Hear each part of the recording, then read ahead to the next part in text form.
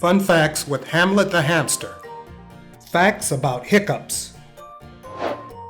Hiccups are a mystery. No one knows for sure why they happen. I should call my friend Sherlock.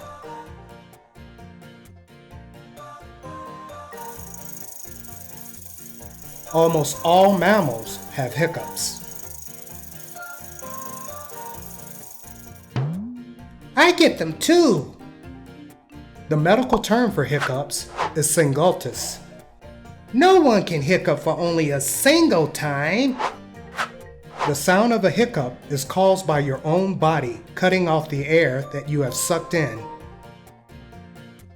Babies in the womb hiccup too. Babies hiccup more than adults. Hiccups can happen up to 60 times per minute. That would be funny to hear. The longest bout of hiccups lasted for 68 years. The medieval term for hiccups was hiccups. Once you hiccup more than 7 times, you typically will hiccup 63 times or more.